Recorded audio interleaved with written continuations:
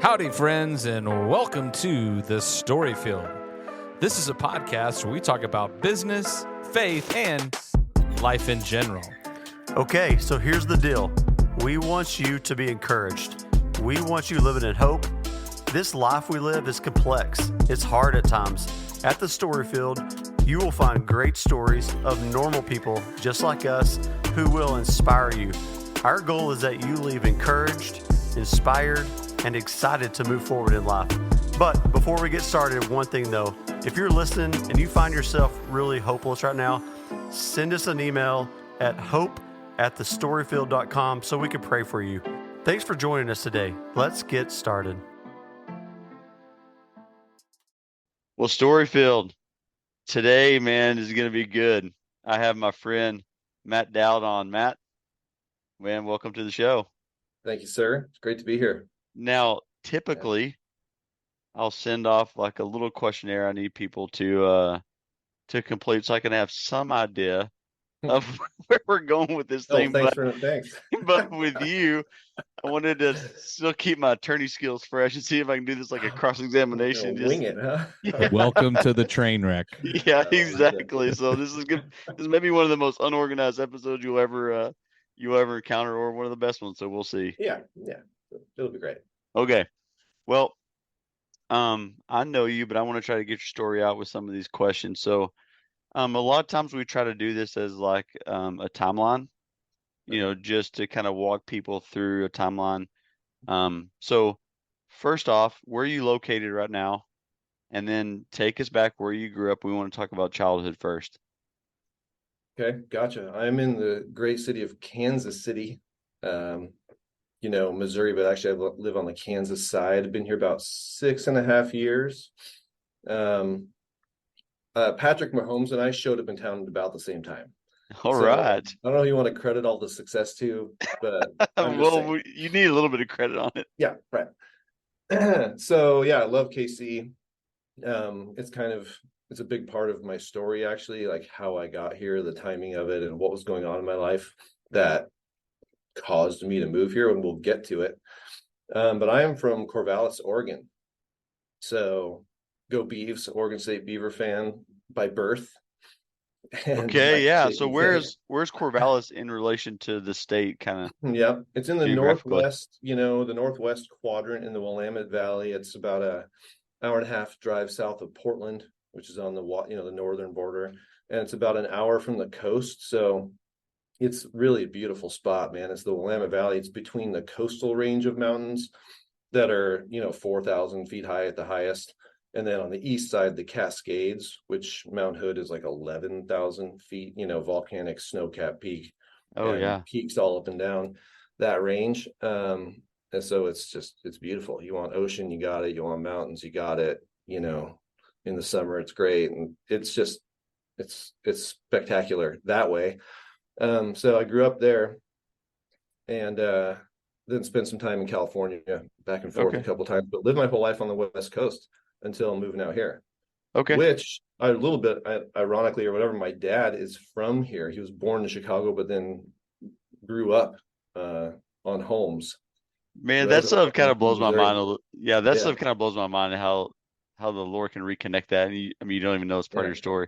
Yeah, kind of. Well, do you have brothers, sisters, any siblings? Yep. Yeah, I have one sister. She's about 2 years younger, Heather. She and her family now live in Gig Harbor, Washington, and my parents still live in Corvallis. So I was actually just out there and got to catch a Beaver game and everything, a nice win. Okay, so nice. There you go. Yeah, but yeah, so they're still out in the Northwest, and I'm just out here in KC with my family now. So after I moved out here, I met my wife, Steph, about a year, almost exactly a year from moving here. And then she had a son already. So his name is Nash. He's 11 now. He was 5 when I met him. And then we have 2 kids together, Keaton and Esri, who are 3 and 1. Okay, there you go. So yeah, you're in the middle of it. All that. That's right. Yeah. Yep. Hey, just real quick, man. I just want to make sure that everybody knows that Matt is now a Taylor Swift fan because of the influx of. Aren't we all? Kelsey, yeah, I think everybody is, right? Yeah. it's been really interesting to see that. Like, what's the bigger storyline there, you know? Right. I mean, they play well and win Super Bowls, and then now they get like double the coverage because one person hangs Yeah. out in a suite. And then she doesn't show up yesterday and we get our butts kicked. So I don't know Yeah, what's up well, with that. It's gonna have to Oh, I know. it's gonna have to postpone the tour or something. Oh, yeah. I don't know. yeah, So, European leg is Yeah. gonna stall. Sorry. Priorities. Right. All right. I'll stop with that. no, appreciate I that. could go all day because Yeah, did That's the I nice Mahomes know. go move to into that, where did though, you Mahomes go know. to school? What's that? Where did Yeah. Mahomes go to college? Yeah, he played Oh, I got Texas you. Yeah. Tech. You Texas Yeah. guys. I'm There just you go. saying. Thanks Just for saying saying. that. Thanks You're for saying welcome.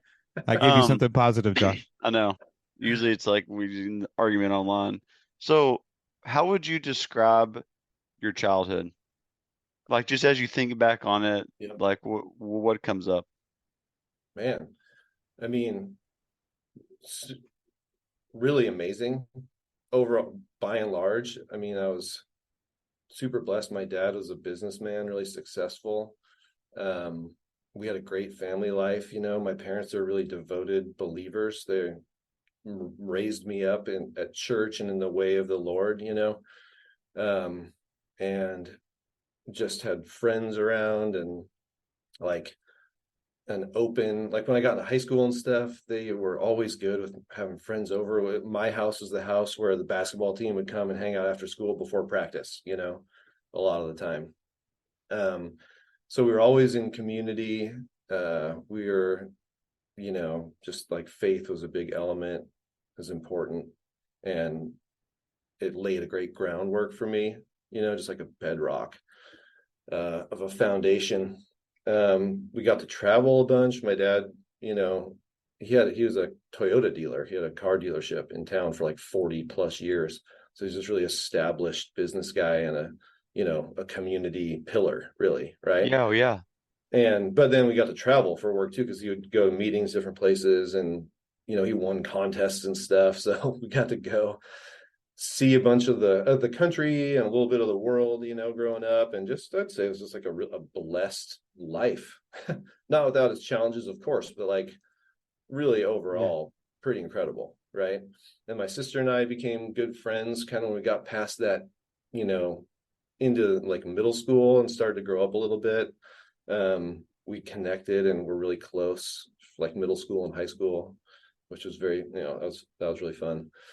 And we're still close, but we have, you know, obviously lots going on now, different parts of the country and everything like that. But our family's still close. I mean, we still talk and stay connected, and it just looks a little different now, obviously, with us being at the stage of life that we're in. But I look back on my childhood and upbringing with like overwhelmingly good memories, right? Yeah, man, that's so cool to hear, because a lot of times, like I'm almost not expecting that, and that's kind of sad, actually. Mm-hmm. I almost wasn't expecting that answer. Not because of you, just because it seems like a lot of the people and the stories we've had, it's just like there was something kind of something that was off a little bit, you know. Well, you know, I mean, it's kind of an interesting segue because nothing is perfect, right? And of course, like our family had challenges. We had, you know, like the way we communicate and our patterns. This is something that came out with what I've been learning over the last 6-7 years, is just how we function as humans and how then we interact with other humans who are in their own challenges, right? And the patterns that we have and the things. So yeah, I mean, we could start picking it apart and saying, here were the problems and the challenges, and, you know, all that kind of stuff. It's not like it was without that. But yeah, just I mean, I wouldn't trade it at all. It was, man, that's sweet. I appreciate that. Yep. So you graduate from Oregon. Where do you go from there? Well, so I was graduated high school in Corvallis, and then wanted to get out of Corvallis. Actually, I was like pretty ready to get out of my hometown. Was looking around at colleges and ended up at Westmont College in Santa Barbara, California, which is another not ugly place in the world if you've never been there. So is that a Christian college? It is. Yep. Okay. It's a Christian liberal arts school. Yeah. Okay. Small school, kind of tucked up in the hills of Montecito, actually. Okay. Which is like the super elite suburb of Santa Barbara. Okay.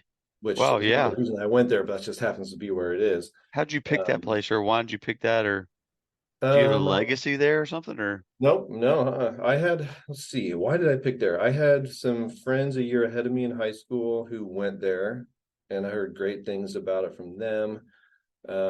We had a recruiter come through, from there to our high school and talk about it. And honestly, like I had no idea what I wanted to do when I was graduating high school. I mean, it's like not a clue. Like, what are you gonna do next? I don't know. Yeah. So I was not organized, Go to the beach. That's what I'm I gonna didn't know do. what I was doing. Exactly. I wanted to be out on my own somewhere. I wanted to be in California. I want to be somewhere sunny and warm. And, you know, I thought I maybe wanted to do business, and they had a business school or whatever, like a business department, but I really had no clue what I wanted to do career wise, even school wise. It was just sort of, when I visited there, I was like, this is amazing. And then some scholarship money came through and stuff, and so it made it work. But I wouldn't say it was some real pre thought out, highly organized plan. Well, at all. it seems like, based on history of just some interviews, if you ask anybody that, it's always funny. It's always a very not well thought out decision. It's like, I don't know, my buddy went there, that's why I wanted to go, type of thing. So it's really funny how, a lot of that. Yeah. So what was that experience like? Were you there for a few years and graduated? Yeah, I went straight through in 4 years. Man, that was another incredible. It's like privilege. They talk about privilege a lot, but honestly, I had a pretty privileged life. Okay, and still do. But like my upbringing was a lot of great things. So Westmont is a beautiful place. It's a beautiful campus. It's great education. A lot of opportunities. On the academic side, the school there is great, but then I also got to travel. I got to do an Asia trip, like a May term thing. Went to China for like 6 weeks and traveled around a little bit, Singapore and stuff like that, Hong Kong. That was before Hong Kong was part of China again, actually. That's how old we are. Oh yeah. Wow. Yeah. Or I am anyway. And then my senior year, I got to do the Europe semester. So it was like all fall from end of August through middle of December, traveling around Western Europe with 40 other kids from, us seniors and some professors studying, art That history. doesn't sound like it. Yeah, he just did air quotes for anybody. Yeah. Yeah. Yeah, that doesn't sound like a bad fall. It was not bad. It was not bad at all. Sang in choir, actually, all growing up and all through college. So I got to do, see some cool stuff there, because we would tour around and, sing in different places. Loved that. We started a golf club team. I graduated with a business degree. I don't know. It was a great college experience. The one thing I think that it didn't have was a football team, right? Soccer was basketball were the sports, no football. So, but I've had that experience with Oregon State, all of my life. Yeah. So that was already covered, Yeah, covered. Check. Yep. So Okay. Awesome experience. But let me say this about it too. What it also did was it was the first time I really got a different perspective on things from what I had gotten growing up, right? So small town, church, family, point of view on God and faith and the world and how things work. And here comes Westmont, which is, I think, why it fit me really well ultimately, was that it was more liberal or progressive than my upbringing, but more conservative than the rest of the world. It's just kind of like in the middle there. Definitely Christ following, Christ loving place, but I was exposed to some new views on a lot of different things for the first time, which was important for me. That was helpful. Yeah, now that I know you at this point in your life and kind of how you operate. It's fun to hear that back in college, because the Lord was already planting that seed. Because you think about stuff like that. I mean, like I like how you bring different views in even now, like as far as your relationship with Jesus and the Bible and stuff like that. Nothing. Why do we think about things the way we think about them? Why do we believe what we believe? Right. That's kind of foundational at Westmont. Huh? Yeah. I'd say that's where it really started. And Okay. and it kind of, I kind of initially came to some conclusions that were like, I don't really buy into as much of this stuff. It caused me actually to Yes, that's the danger part, I sort guess. of drift off a little bit more than anything. Did you Uh, fall away from faith some? I mean, yeah, well, like it became not as much of a centerpiece. I never had like a full-on rebellion or like rejecting or anything, but it definitely moved to the back burner for a while. And then it would kind of resurface. It was like a roller coaster, a little bit up and down, in and out, for how much practicing faith, and being in faith communities and that kind of stuff. Where that was on the priority meter, that would go up and down. Always, though, through that whole time, I think that it was characterized by my basic understanding of who God was and how he operated, which was a little detached, like I didn't know to think about God as alive and active in you my life and in the world, right now at the moment. It was like, what am I learning about God, and how do I apply that to what I'm doing? How does that, affect my view of things? But not like, what I'm saying? It was yeah, like yeah, he's pretty kind of classic kind of like evangelical that, thing. like, he got the world spinning and then like he's up there across his hands. He's just, he's not involved. Mhm. Yeah. Yeah, not totally not involved, but just like not what's the word? I mean, not predictable, because he's not predictable, but just, yeah, like not the way you and I are talking, Yeah. Yeah. like I like not the that. word detach. I think that's probably Yeah, a good way people grow up. Well, and it's yeah. interesting. We can talk more about this later, but um, there was some study. It's a study, but it was on, I mean, one of the big groups who do like, Christian studies, and they said like, I mean, it's a high number, like 70 something percent of Christians view God as not benevolent, as Mm, like almost angry and disconnected, arms crossed, ready to hammer down. yeah, So, yeah. so that kind of lends to that whole what you're saying.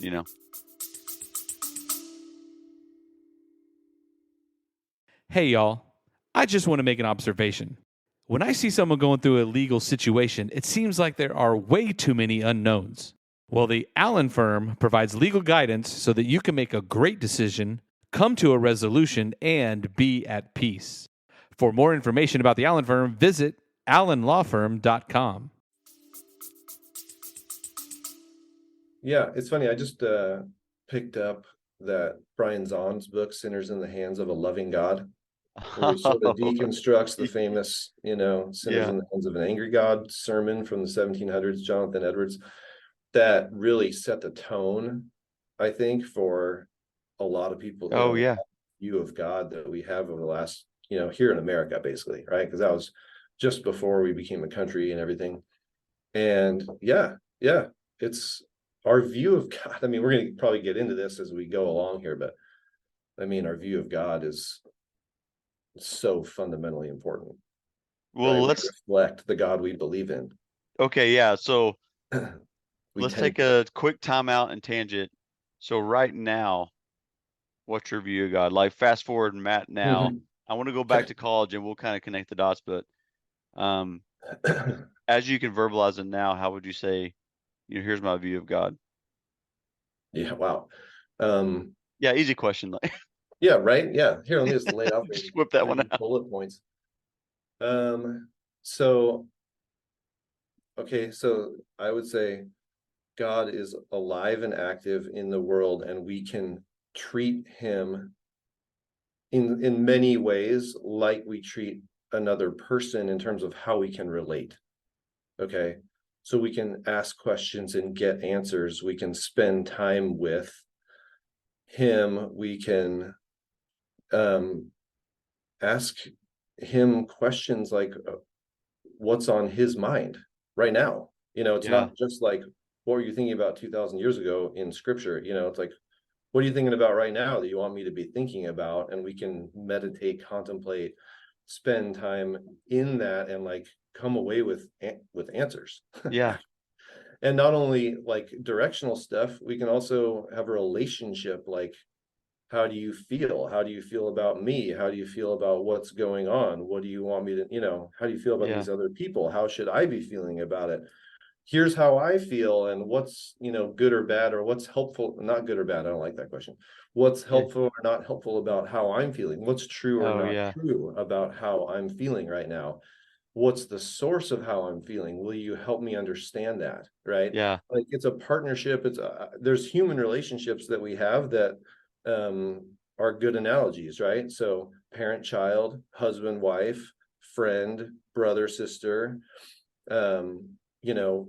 to some degree, master and servant, but that's like, he's elevated us out of that, right? I Yeah. don't call you servants, I call you friends, right? I think that that's the one that, like what you're talking about, the angry God, the drill Yeah. sergeant, this, like, that's been this predominant view. And I think that the other ones are more true. Yeah. Okay, that's good. Man, I think thanks for explaining that. So now backtrack, you graduated Westmont. Okay. Where'd you go? What'd you do? And you had a business degree, you said, right? Business degrry, yeah, Okay. man. So What degree was that? it was like economics and Okay. economics and business finance emphasis. It was a small school and like a small department, so it wasn't like a highly specialized degree. Okay. It was So pretty it was general. like general business degree. Okay, Pretty gotcha. general. Yeah.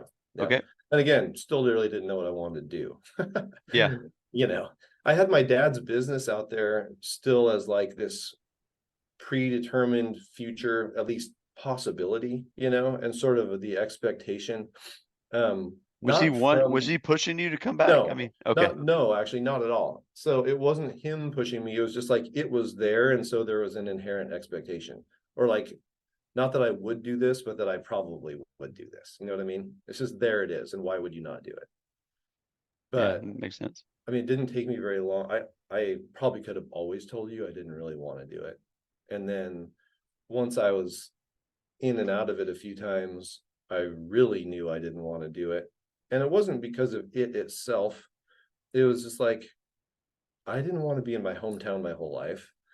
I didn't want to be, and I didn't love the business. Like, I would not do it if it wasn't already there, and I did not want to do something. I don't know how I think this is the grace of God, that like, I just was not willing to go comfort and convenience and like financial security and everything at the sacrifice of my dreams and desires and my passion and heart. Man, yeah. Well, that's a pretty mature thing that's a pretty mature like way to think about it at that time in your life. Like, I mean, that's a 20-year-old, 21-year-old kid, like and not a very mature one at that, honestly. Right? Like, most ways I would say not mature. So it's like, it would have been a prison. It would have been like a comfy, cozy, cushy prison. And I would have been miserable, and I've never regretted it 1 second, like not staying there and not doing that. I've never regretted it. So I know 100% that was the right decision. It did take me like a little while to come to that decision, and I did have a lot of enjoyment, like a lot of good times there. And, it wasn't like it's miserable the whole time I was there. I just knew like long-term, it wasn't the right thing. Yeah. So what'd you do? Man, I started trying, like, the way to sum it up is I started kind of trying to be my dad or be a lot like him, but in the wrong kind of ways, because our identities are very different. Our personalities are very different. Our skill sets are very different. He is a total big picture thinker, big personality, like never met a stranger. Everybody loves him, you know what I mean? And just engaging with people, and a sales guy, and really good at all of that stuff. And like, I'm engaging. I can be engaging. I don't know. I'm not like a recluse, Yeah. Also will tire me out after a while. I just went down the sales career track. I was trying to find like that sales career that was just not in that business, but that was, give me, I liked freedom and flexibility and independence and the ability at least to earn a high income, I thought, but I would go step into something, be really energized and pumped and do pretty well at it at the beginning. And then the success, it would not motivate me to do more. It would like tire me out. And I'd be like, done. I didn't last more than 2 years at really anything that I was doing. And it was all kind of sales related. I couldn't sustain it. Yeah. I ended up in financial services. So, okay. Well, I mean, before that, actually, I had a profound experience. So I was working I'll give you a quick timeline here. Okay. So I graduated from college, stuck around Santa Barbara for the summer, and then ended up back in Oregon. Man, you know how I had regrets at the time, because like I had an opportunity to do kind of a managerial program, I think at Wells Fargo or something, stay in Santa Barbara. And then I declined that because I had this other sales thing in Portland back in Oregon. And so I did that, and it was just like, I did so terrible at it, so I guess I probably learned a lot. But anyway, I ended up back in Oregon, and then I just went down this, I just kind of flailed for a couple of years. I was just doing all random stuff, trying to do, self-employed sales type of things. And then I got to a point where I was like, okay, I need to actually look at my dad's business and like go down there and work and just make a final, like make a real concerted effort with it. So 24, I think, years old, went back down there, started working, got into it. And about a year in, I was pretty certain it wasn't really the right thing for me. Wasn't sure what to do yet. And then sort of out of the blue, I called a buddy of mine, who was a little older. We had hung out with in high school, kind of that, older brother-ish type of figure. I was like, hey man, what are you doing? Let's go play some golf. He's like, well, I'd love to, but I'm caddying at Pebble Beach.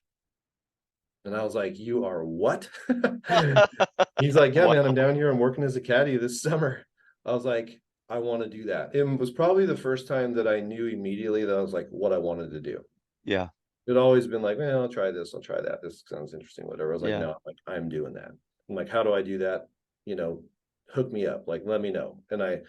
So he's like, yeah, well, they just finished hiring. So, it'll be next year. So this was April of, I don't know, 2003. I'm having this conversation. And I did as much as I could, but it took a while.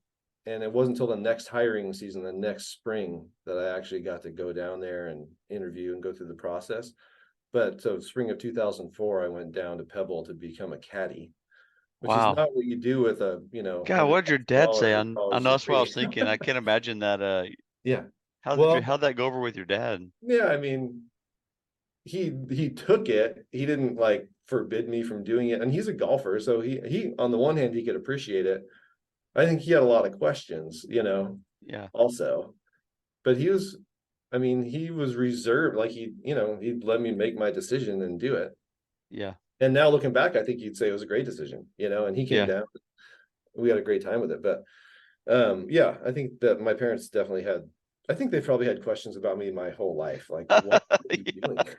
What are you doing? That's probably every parent for every kid. Yeah. What the heck are you doing? Oh, bless them. They've showed me a lot. They've been really patient with me. Well, how long did the caddying season last? And it lasted a little shorter than I originally had intended, because I ended up meeting a girl back in Portland. And so that started to like shift my attention back away from there. I was planning to be there, I don't know, I was thinking 3 to 5 years. But that second year I met her. We started long distance dating like right away. So I went through that second season, down there, but kind of bouncing back and forth a lot. And then after that second year, started thinking pretty seriously about her more than anything else, and ended up moving back to Portland that next year, so 2006. And kind of right back to where I wasn't exactly sure what I was going to do, because I was just I loved caddying. I love the lifestyle, and we can circle back to this, but I learned a lot about the types of things I like to do as well. So that was really helpful. It wasn't just a good time, it was like I'd been kind of checking off work type of things that I didn't really get, didn't really love. And then the caddying role was like, really loved it. It wasn't just being on the golf course and being at a resort and being in Central California on the coast, those were all awesome. But it was also like being a partner with the golfer and being this sort of coach, consultant, cheerleader, advisor, right? Like that whole role. I was like, yeah, I like that. I like that. I'm good at this, Oh, wow. Yeah, that's cool.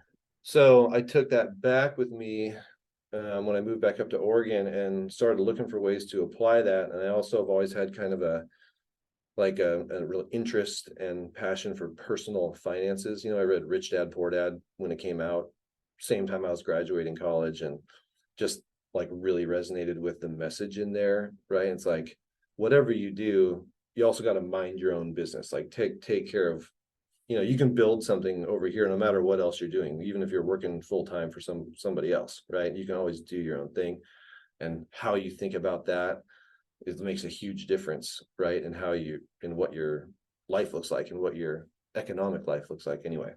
So I was like, how can I apply those two things, like coaching, consulting, advising with, money and stuff? And I ended up with a buddy who was in the mortgage business, doing it like an investor mindset, right? Doing mortgages, but also doing deals and doing rehabs and like redeveloping old Northeast Portland, which is an awesome, beautiful neighborhood, right? And was like super pumped about that. But this was 2006, and I don't know if you remember what happened in early 2007. But there's a movie called The Big Short, which talks all about it. Oh, like, yeah. The whole mortgage crisis we were just about on the edge of that cliff. So that didn't last very long either. Partly not of my own, not my own doing. It was just the bottom dropped out of that one. Although I really didn't know what I was doing. I would have needed a lot of help to make that work. So then I went into just like, I got into wireless. I got buddies in Verizon and AT&T. So I got into doing that, just retail for a while. Well, I figured just needed something to do. I knew that was not for me. I didn't want to be staying there, but I didn't know what else to do. So I was doing that.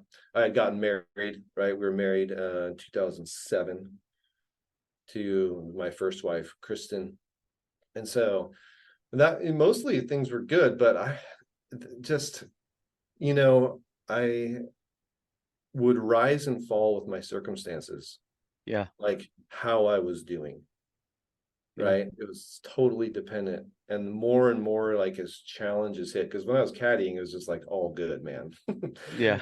I was single. You make pretty good money doing that. Total freedom, flexibility. I'm doing golf, which I love, helping people who are on vacation have the time of their lives. It was just like, I can hardly remember anything negative about that whole experience, Yeah.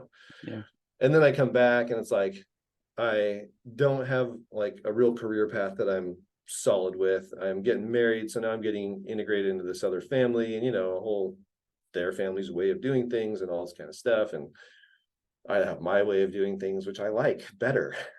Like I like my way of doing things.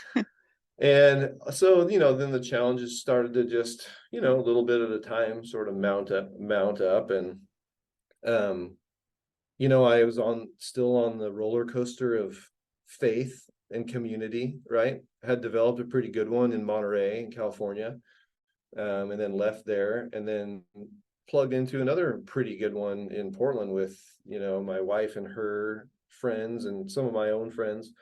But we had a good community, but for a while, right? And then they all started having kids. And we weren't having kids. Like it wasn't, and not for lack of trying, you know what I'm saying? So all of a sudden, like everybody's kind of concentrated in, close in Northeast Portland or the surrounding area where it's like where you are when you're young and single or young and newly married. But then you have kids, you're like, I want to move to where there's good schools and, amenities and stuff like that. So the community started to sort of break apart. And we, like the little walls of division started to creep in, and get built. So it's like, they're having kids. Why aren't we? Oh, yeah. The career's going good over here. Why isn't mine? Yeah. Like, and the frustration started to mount, the failure, the perception of failure and all this kind of stuff. And so, and then like we were drifting in our own relationship, and at the bottom of it all, like we were not solid in our relationship with God, and like not even really knowing. We knew how to go through the motions of that, but we didn't really know how to do that, or what that could really be like. Again, it's just like it's just a shortcoming, right? It was a gap. That's how I think about it. It was just like I didn't know what I didn't know. Like I knew how to do church and do that culture and all that kind of stuff, but I didn't find a lot of I didn't find it very potent. I didn't find it very effective. I didn't find it really meaningful enough, or I hadn't, to make it what I wanted to turn back to, at least initially. So I don't know. How are we doing? Am I getting like, is this? Yeah, this is perfect. Yeah. So yeah.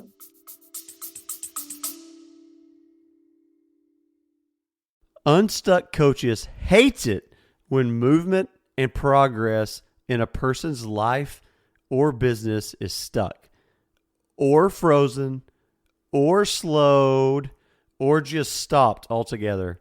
Well, we have found a solution. Unstuckcoaches.com. They offer a variety of coaching services to get you or your business moving again. Check out unstuckcoaches.com. So you were not close. It didn't sound like. I mean, your relationship with, Jesus wasn't really super close. Your friends were starting to do the kids things. You and your first wife were starting to grow apart. Yep. Sounds like it's all. I could see as you describe it. I can almost see it like coming to the cliff. Yeah, totally. Is that what happened? Oh yeah, 100%. Yeah. Yep. It was all under the surface, and like pretty well hidden away. So you'd have to be looking close, or have somehow gotten a peek behind the curtain in my life to really know what was going on, because we could make it look pretty good. And, in reality, like between my wife and I, we didn't fight. We had a good friendship. Like we had a pleasant relationship, and we had good times together. It just was lacking this depth, and like some of the things we both really wanted were different, and neither of us were getting them, so that was the problem, the under the surface kind of problem. It led, well, let's see. Okay. So, there's a lot of little decisions, selling a house that she loved that I saw as an investment, and I kind of like forced the hand on that one, that type of thing. Moving into, just another neighborhood. And then, what else? Like I was just trying to make everything work. Yeah. Right. Like I felt like I was smart enough and strategic enough, and had this, is the hubris, it's like I am my own reference point, and I think I know what's best. Yeah. And so and I was also not self-aware, so I didn't realize how much I was off-putting to her and other people by being like this. I was just like, catch up, people. Yeah. Like, come You're on. like, man, I can't get on the train here. Let's go. Like this is how it works. This is what we're gonna do. And so, I drove her and other people, her mostly, but away, or to a point where there's like, okay. And then our communication styles, like me and her, were like very opposite. I was like a direct, address the issue, let's, and like detach emotion, set it aside. And she was like, just, the complete opposite, right? Like it's got to be with compassion, and it's got to be delivered more softly and with care, and just like I was so not doing that. So, but then that would cause her to pull away, and what I wanted her to do was engage, so it was like the more I was me, the more she was her, and like the more round and round we got, and the more further away we got. And long story whatever, not that short, I ended up having an affair. Like it just went Yeah. all the way down that. But honestly, like that was not, I mean, that was just the fruit on the end of the tree of Yeah. sadness. You know what I mean? The Yeah. tree of like just everything, Yeah. the unhealthy, it was just the unhealthy result of what was Yeah. going on in me, and looking for this validation and this satisfaction and fulfillment and affection and all these things. And really my own personal self-worth and identity. I didn't even know that word, this way at that time. Yeah. I was looking for my identity in my career, my financial status, my marriage relationship, and how that served me, and all that kind of Yeah. stuff. So it So was very is that outside is that so that led to a divorce, obviously, and Yep. did that cause you to move? And No, okay. that did not cause me to move right away. What happened coming out of that actually is what caused the move. So the fairs actually happened and then stopped. And then we had like a year and a half of just living with it, Hmm. like living with the knowledge of it, not her, me, just living of the knowledge of it Yeah. and the guilt and shame and everything of it, but suppressing it, so then I became this like facade of a person Yeah. Just more than before. eating you alive too. Yeah, totally. It's like the reality that I know and my view of myself and everything is one thing, and then the thing I'm putting out in the world is trying to project, So we went through this period of time where there was that duality, and that's a ticking time bomb, right? But do you know what broke it open? Was Jamie Winship. Oh wow. Okay, that's Yeah. where he came into the picture. Yeah. So my buddy Andrew Finkel, who I love and will appreciate my whole life, got a little. He heard Jamie speak at a men's retreat. This is now November of 2015. Okay, and he heard Jamie and heard his message and the obvious, power and this everything that comes with it, like wow, and experienced the stuff himself, right? Like learned how to pray differently, learned how to hear God, at least started to learn it, and was blown away by it, right? And it impacted him a lot. So then a couple weeks later, Jamie's coming to Portland, speaking at the church that I went to when I went, you know what I mean? And he's like, man, you got to come hear this guy speak. I'm just like, okay, no idea who he was, what he's going to talk about, any of that kind of stuff, right? Just totally out of the blue for me, but it's like, all right, I'll go. So there we are sitting in the balcony that, this church, 400 or 500 people in the room, and Jamie starts talking, and I felt like he was just talking right to me, Oh yeah. just straight to me. And he was saying a lot of things, but the main thing that I took away from what he was saying that really like penetrated was you have to know your identity, and you have to know it like from God, right? You have to be able to hear him say it to you or like give it to you. And if you don't know that, then your life is going to be marked by fear, guilt, and shame. And I was like, bing. Bingo. Yeah. Oh my gosh. Wow. this is hitting home, right? So his talk like woke me up, but it wasn't that wasn't what solved, or like that wasn't the solution. That was just the knife stabbing through the Yeah. the wall of ice or whatever. What happened after the talk was then Andrew and I sat in my car for like 2 hours, and I finally just confessed, like I just unloaded everything, about the affairs and everything, just really everything, like where I was at. Because again, I'll go back to this. It was more about where I was at as a person, and the events and the behaviors and the things I did that were bad were really just the result of it. It's like a sick person Yeah. growing up. right? It's Yeah, just yeah. like what happens when you're sick. Yeah. So anyway, I unloaded it all to him, and that was huge, right? Like I had, my philosophy was that I was never going to tell anybody about any of this stuff, and I knew that was not going to work, but that's what I was going to do. That had been my mindset for like a year and a half, you know. Yeah. So finally, like, just talking to him was great, and then he did the most amazing thing, what he had just learned. He didn't try to like give me advice or quote some scripture or anything like that. He's like, do you want to ask God what he has to say about this? Oh, wow. Which is not a question that I knew you could ask up until that point, you know?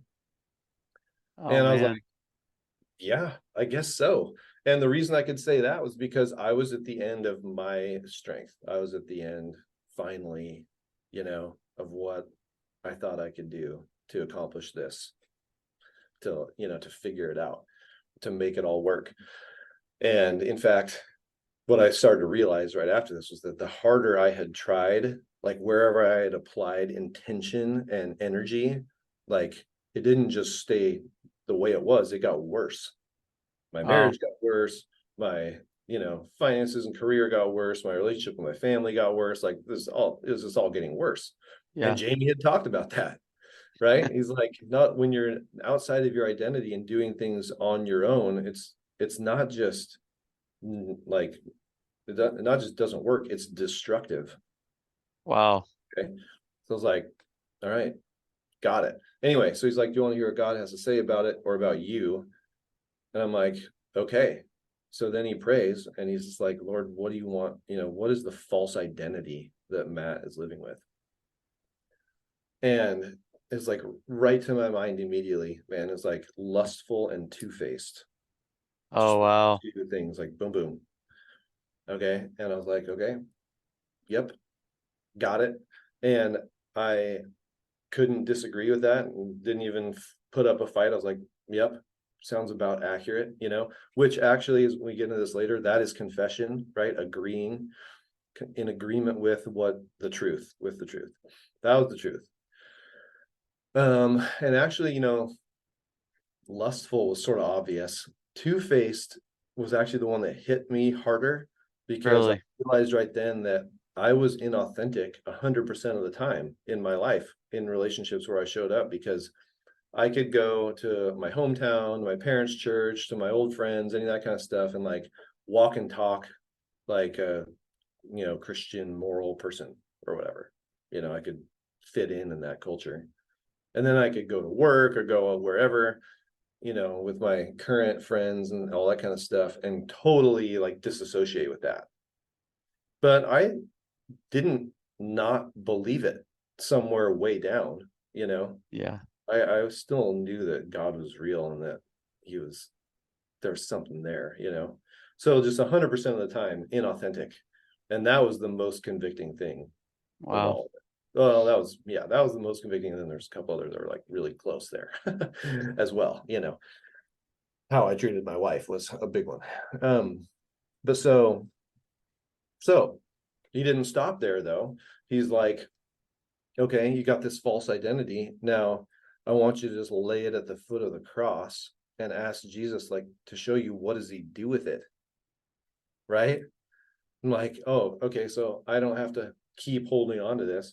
So I imagine I can see it pretty vividly still, you know. It's like green hill, the cross, kind of the sun rising or setting or something in the background, and I put this junk down, just whatever, just laid it there, and like a tornado, like a funnel cloud of a tornado comes down and just like sucks it up, you know. Wow. That's what it looked like to me. And what it felt like also, you know, I just felt that whole burden and the weight of my own sin and my own ick, you know, just being lifted away immediately without a question, without, like, you didn't, you know, there was no like scrutinizing it or anything. It was just gone. Just gone. Wow. Yeah. Yep. And so then third question, and anyone can do this process at any time, right? Yeah. What is the name you call him? He said, like, what do you want him to know about who he really is? Like, what's the truth is the essence of that question. Like, this is the lie he's been living with. What's the truth? And again, just like before, it's to my mind, boom, boom. You're meant for something bigger, and you're the tiller of the soil. Wow. Actually, I think you said you're my tiller of the soil. Did that mean And I was something like, to you? what is Like, that? yeah. You know? No, but it did. It actually did. I actually knew, you know, I know a lot more about what that means now, but even immediately I was like, I know what that is. You know, it's like in my life, I'm always digging for the meaning and the reasoning underneath something, like the truth. And I hate faulty beliefs or faulty logic or faulty thinking that keeps things stuck, keeps people stuck.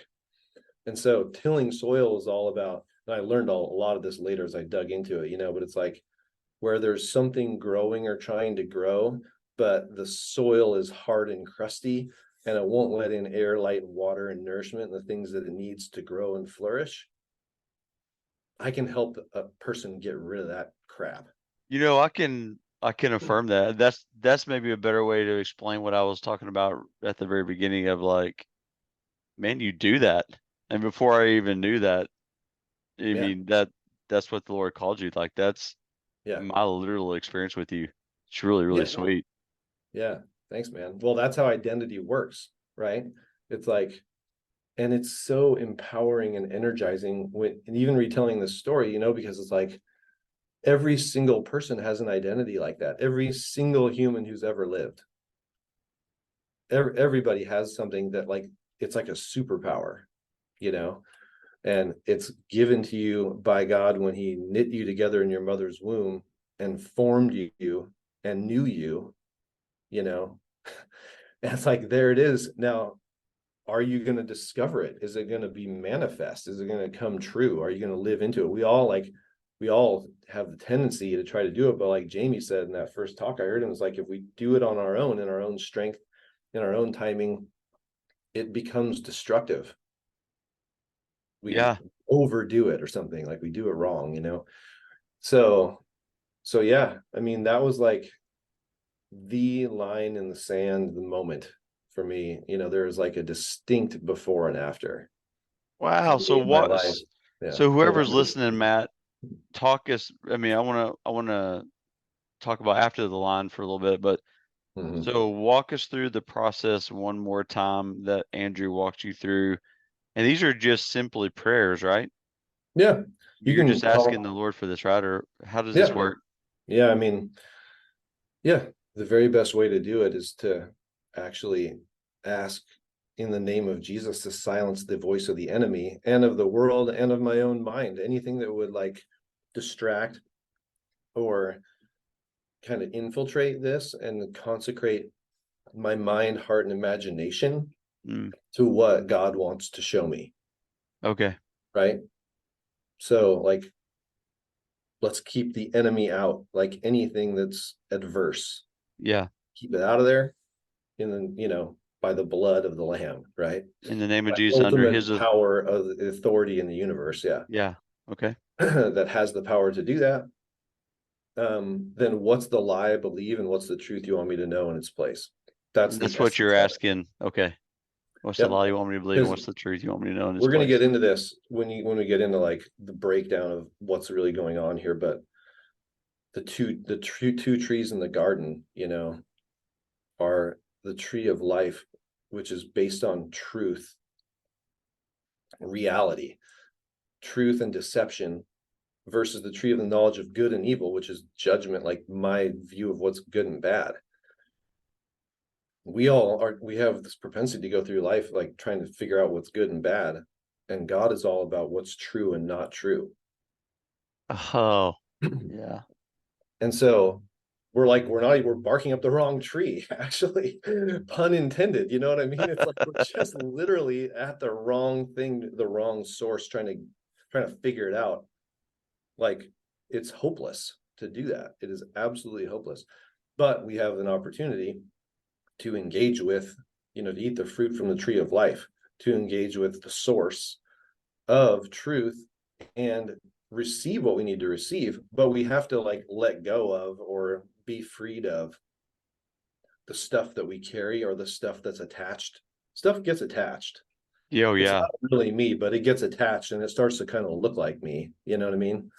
It's like Doug digs its little claws in there. Yeah. False And identities, false beliefs, false views about God, about the world, about other people, about my situation, about my past, about my future, about any of this stuff.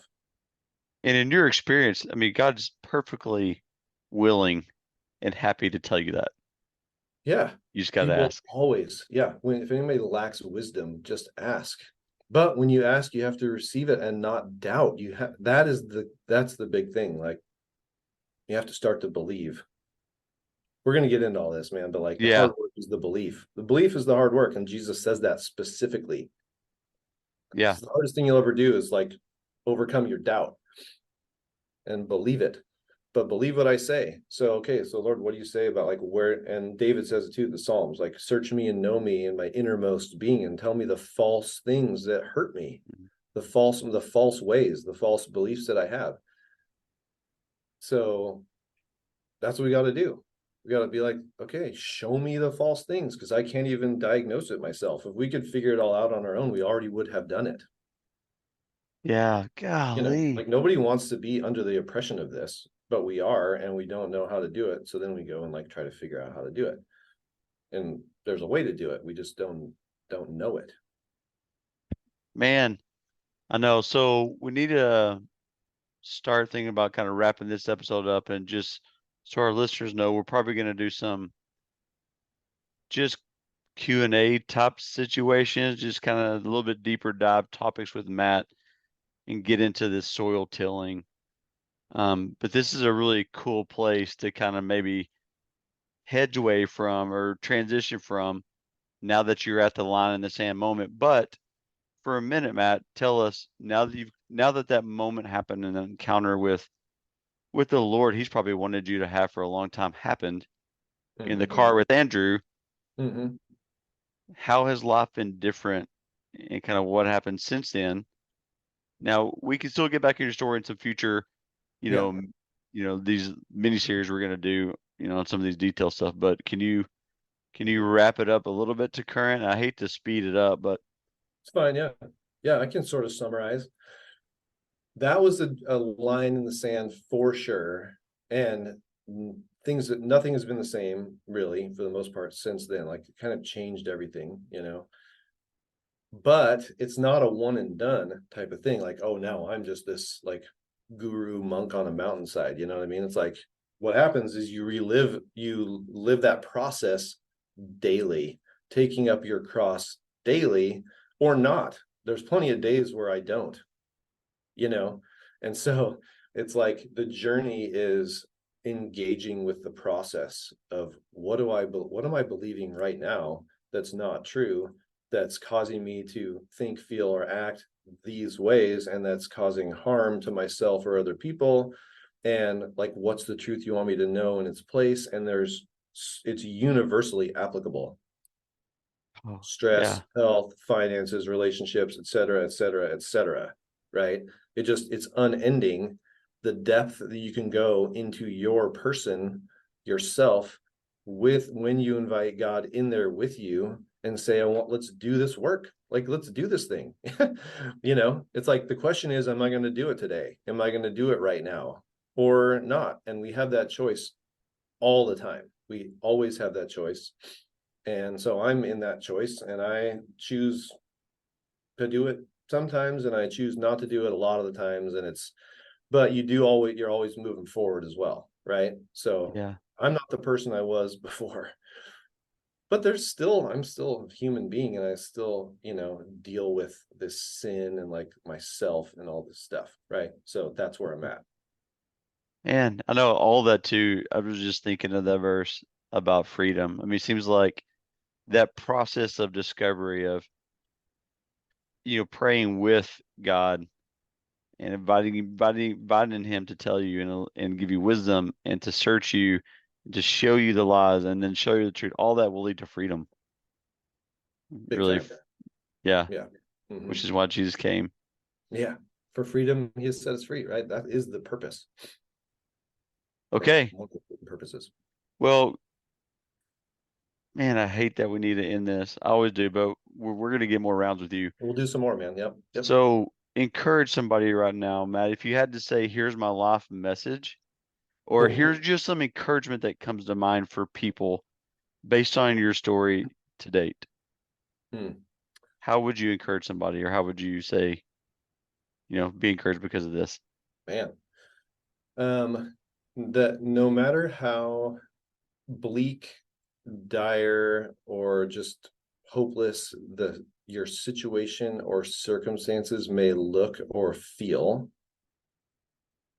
it's not permanent and it does not have power over you. Okay.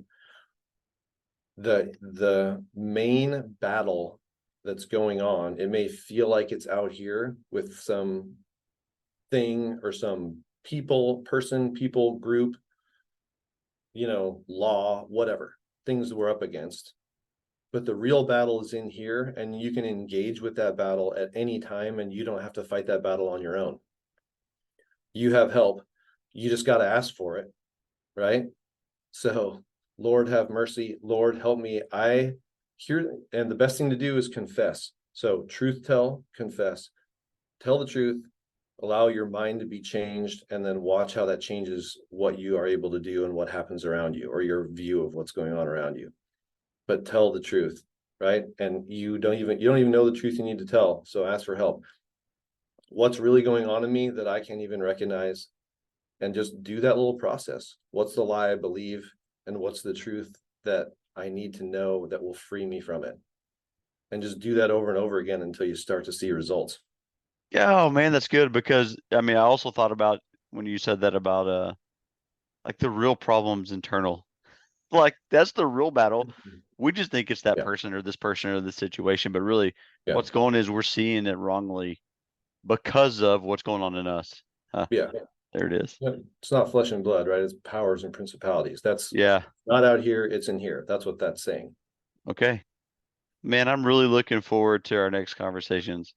Yeah, me too, man. Yeah. Thanks for making time, man. Thanks for your thanks for having me. Authenticity and all that. So, man, we look forward to the next round. Thank you for joining us on this latest edition to the Storyfield podcast. We hope that you have been challenged, inspired, and ready to take that next step, whatever that is. If you know someone with an amazing story that needs to be heard, send us an email at info@thestoryfield.com. Have a fantastic day, and we can't wait for you to join us on the next episode of The Storyfield.